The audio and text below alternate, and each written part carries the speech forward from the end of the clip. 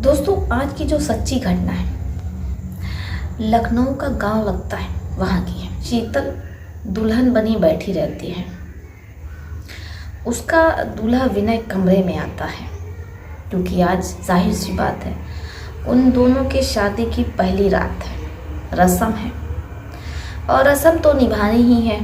इसी रस्म को निभाने के लिए दूल्हा विनय अपनी पत्नी के दुल्हन के कमरे में आता है। अभी वो अपनी दुल्हन के पास आकर के बैठता है, बात करने की कोशिश कर रहा होता है। इससे पहले की बात आगे बढ़ती, जो दुल्हन रहती है उसे बार बार उल्टी आ रही होती है। दूल्हे को लगता है कि हो सकता है कि उसकी पत्नी कार में सफ़र करके आई है, इसलिए उसे उल्टी आ रही होगी। वो अपनी दुल्हन को नींबू पानी पिलाता है, तो कभी इनो पिलाता है, कभी हाजमोला खिलाता है, जिससे कि उसकी दुल्हन की तबीयत में आराम हो सके। लेकिन दूल्हे की सारी कोशिशें असफल हो जाती हैं, विफल हो जाती हैं, क्योंकि दुल्हन जी से बार बार उल्टी आ रही होती है। अब दूल्हा हैरान परेशान कि करे तो क्या करे। परिवार भी अपने बेटे को समझाता है कि दुल्हन थकी है, वो कार से सफ़र करके आई है, तो हो सकता है इस वजह से दुल्हन को उल्टी आ रही हो। अब विनय जो चुपचाप खामोशी से अपनी किस्मत को कोसते हुए सो जाता है, लेकिन इधर दुल्हन लगातार उल्टी कर रही होती है। जब सुबह होती है तो विनय अपनी पत्नी को हॉस्पिटल लेकर के जाता है, ताकि उसकी पत्नी की तबीयत सही हो सके, क्योंकि उसकी पत्नी को लगातार पूरी रात उल्टी हुई है। परिवार की कोशिशों के बावजूद शीतल को आराम नहीं होता है। परिवार को चिंता सताती है कि आखिर नई नवेली दुल्हनिया को ऐसा क्या हो गया है। वो शीतल के परिवार वालों को, यानी कि मायके वालों को फ़ोन करते हैं, तो मायके वाले कहते हैं कि हमने तो अपनी बेटी की शादी कर दी है, बेटी का कन्यादान कर दिया, अब हमसे हमारी बेटी से कोई लेना देना नहीं है, क्योंकि बेटियां परिवार पर, माता पिता पर बोझ होती हैं। अब इसी दो रोटी के खातिर माता पिता अपनी बेटी का कन्यादान कर देते हैं, शादी कर देते हैं। बेटियों से ये सवाल नहीं पूछा जाता है कि वो शादी करना भी चाहती हैं या नहीं, क्या वो ब्रह्मचारी हैं, क्या वो ब्रह्मचारिता का पालन कर रही हैं, या उन्हें कोई व्यक्ति या पुरुष जाति ही पसंद नहीं है, या वो उस पुरुष के साथ रहना ही नहीं चाहती हैं। ये सब सवाल नहीं पूछा जाता है। अगर आप महिला हैं तो आपको शादी के बंधन में बंधना है, शादी करनी है, क्योंकि यही तो समाज है, सामाजिक जीवन है। ऐसे ही कुछ शीतल के साथ होता है।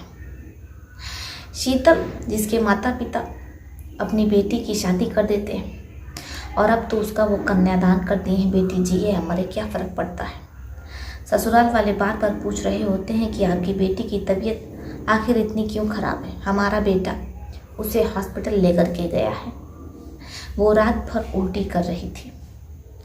अब जैसे शीतल के परिवार वाले सुनते हैं, मायके वाले तो कहते हैं कि देखिए, आज के बाद आप हमारे यहाँ फ़ोन नहीं कीजिएगा, वरना हम दहेज की केस में आपको फंसा देंगे।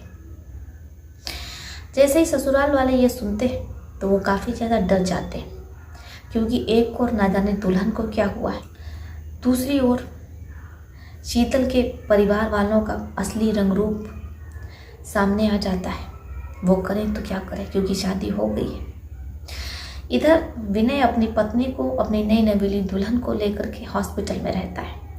महिला डॉक्टर शीतल से पूछताछ करती है। शीतल बताती है कि हमारा जी मचलाता है, कुछ खट्टा खाने को मन करता है और हमें बार बार उल्टी आती है।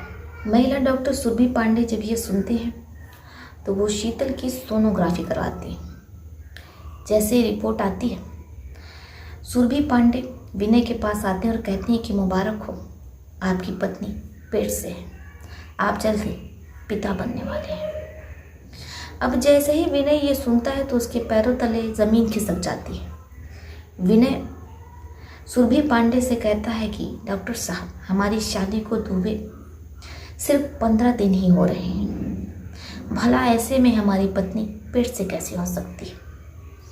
जब सुरभि पांडे ये सुनती है तो वो भी आश्चर्यचकित हो जाती है, लेकिन चूंकि मामला पति पत्नी का रहता है, एक जोड़े का रहता है, दूल्हा दुल्हन का रहता है, इसलिए डॉक्टर सुरभि कहने की देखिए आपका पारिवारिक मामला है, आप आपस में समझ लीजिए, हम किसी लफड़े में पड़ना नहीं चाहते। इसके बाद विनय अपनी पत्नी को लेकर के घर आता है। जैसे ही विनय के परिवार वाले, शीतल के ससुराल वाले ये सुनते हैं कि उनकी नई नवेली बहू, जिसकी अभी हाथों की मेहंदी नहीं छूटी है, वो पेट से है।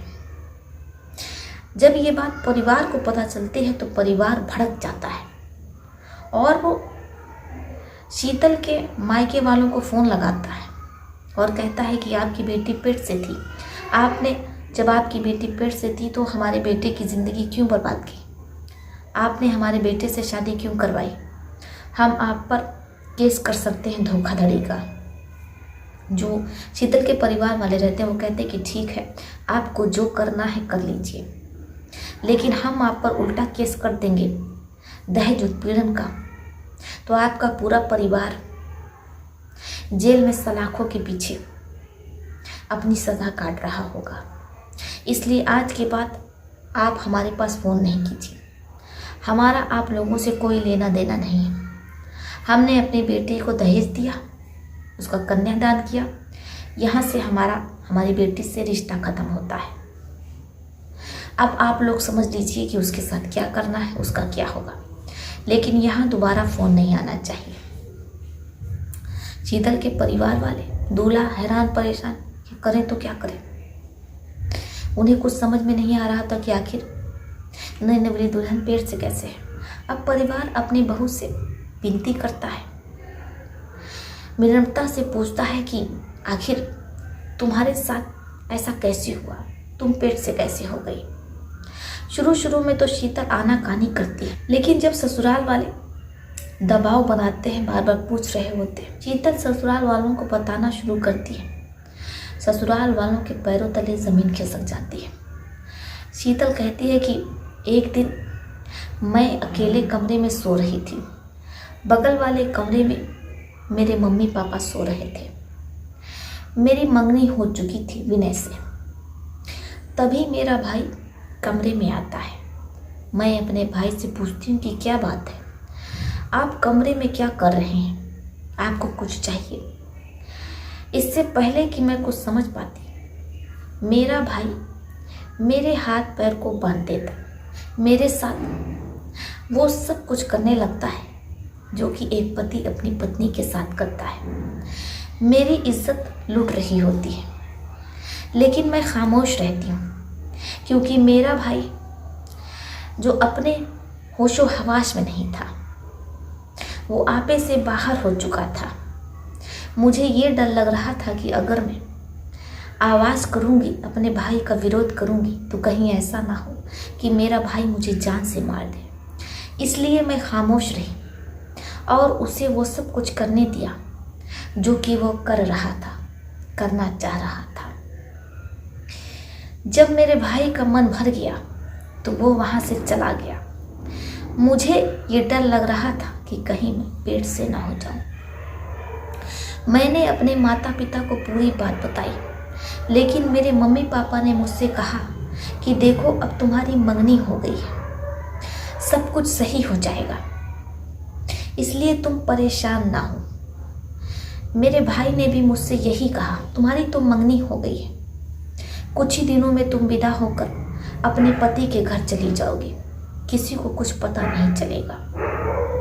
मेरे माता पिता ये जानते थे कि मैं पेट से हूँ, लेकिन इसके बावजूद उन्होंने मेरी शादी विनय से करवा दी, क्योंकि अगर मैं शादी से पहले ही बेटे को जन्म दे देती तो फिर ऐसे में मेरे परिवार की बहुत बदनामी हो। परिवार बदनामी के डर से विनय से मेरी शादी करवा देता है। शीतल के ससुराल वाले ये सुनते हैं तो वो बहुत ज़्यादा हैरान होते हैं, परेशान होते हैं कि भला एक सगा भाई अपनी बहन के साथ ऐसा कैसे कर सकता है। लेकिन सुरभि अब जो कि पेट से रहती है, अब ऐसे में ससुराल वाले, जिन्हें कुछ समझ में नहीं आता है कि वो शीतल के साथ क्या करें। जैसे शीतल के ससुराल वालों को पूरी बात मालूम होती है, वो सीधे अपनी बहू को लेकर के थाने जाते हैं और वहाँ पर FIR लिखवाते हैं। इसके बाद इंस्पेक्टर राजेंद्र शीतल के घर पहुँचते हैं। वहाँ से उसके भाई को धर दबोचते हैं। शीतल के भाई को थाने लाया जाता है। संगीन धाराओं के अंतर्गत उस पर मुकदमा दर्ज होता है। अब वो जेल में सलाखों के पीछे अपनी सजा काट रहा है। शीतल का अभाषण कराते। उनके साथ भी बहुत बड़ा धोखा हुआ था, लेकिन अब वो मजबूर हो चुके थे। शीतल के परिवार वाले बेटी का कन्यादान कर दिए। अब पूरी जिम्मेदारी ससुराल वालों पर आ जाती है। ससुराल वालों ने क्या किया होगा? क्या उन्होंने शीतल को अपनाया होगा, या शीतल के पति विनय को अपनी दुल्हन शीतल को अपनाना चाहिए? क्योंकि आखिर इसमें शीतल की क्या ही गलती है? आप लोगों का इस पर क्या सोचना है? आप अपने विचार हमें कमेंट बॉक्स में लिख सकते हैं। तो चलिए फिर चलती हूँ, मिलती हूँ आपसे किसी और सच्ची घटना में। तब तक के लिए आप अपने परिवार का ध्यान रखें। आदाब, सत श्री अकाल, नमस्कार। दोस्तों, अगर आप चाहते हैं कि मैं आपके शहर का नाम अपनी वीडियो में लूँ, तो आप कमेंट बॉक्स में अपना और अपने शहर का नाम हमें लिख सकते हैं।